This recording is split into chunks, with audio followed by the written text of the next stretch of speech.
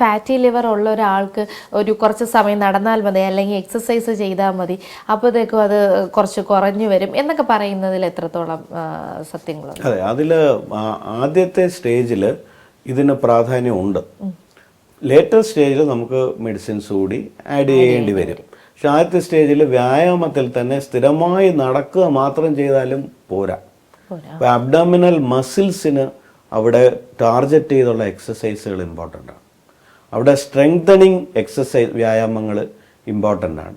അപ്പോൾ അവിടുത്തെ നമ്മളിപ്പോൾ ഒത്തിരി നടന്നു എന്ന് പറഞ്ഞ് നമ്മുടെ മുട്ടിനൊരു തേയ്മാനം വരുന്നത് എല്ലാം അവിടുത്തെ അബ്ഡോമിനൽ മസിൽസ് അനങ്ങുന്നില്ല. അപ്പോൾ അത്തരത്തിൽ സ്പെസിഫിക് ആയിട്ടുള്ള വ്യായാമ മുറകൾ വേണം. അപ്പം അതിൽ പ്രധാനപ്പെട്ട ഒന്ന് സൂര്യ നമസ്കാരം. ഇപ്പം ആയുർവേദത്തിൽ യോഗയിലും ഒക്കെ പറയുന്ന സൂര്യ നമസ്കാരം ഇപ്പം കൃത്യമായ 11 പോസ്റ്റേഴ്സിൽ ഈ അബ്ഡോമിനൽ മസിൽസിലും കൂടി അതിൻ്റെ ഒരു ആക്ഷൻ വരികയാണ്.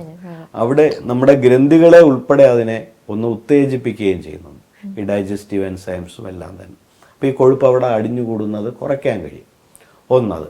പിന്നെ രണ്ടെന്ന് പറഞ്ഞാൽ ഈ സൈക്ലിംഗ് പോലുള്ളത് കുറച്ച് ഹിപ്പിനാണെങ്കിൽ പോലും അതുമായിട്ട് റിലേറ്റ് ചെയ്ത കുറച്ച് മസ്കുലർ കണക്ഷൻസ് നമുക്ക് ഈ അബ്ഡോമിനിലേക്കും ഒക്കെ ഉണ്ട്. ആ മസിൽ അവിടെ നിന്ന് മുകളിലോട്ട് പോകുന്ന ബന്ധപ്പെടുന്ന മസിൽസ് ഉണ്ട്. അപ്പോൾ അത് സൈക്ലിംഗ് ഒരു വളരെ ഇമ്പോർട്ടൻ്റ് ആയിട്ടുള്ള മറ്റൊരു പ്രധാനപ്പെട്ട, സ്വിമ്മിങ് എല്ലാ പേശികളും അനങ്ങുന്ന മറ്റൊരു ഇതാണ്.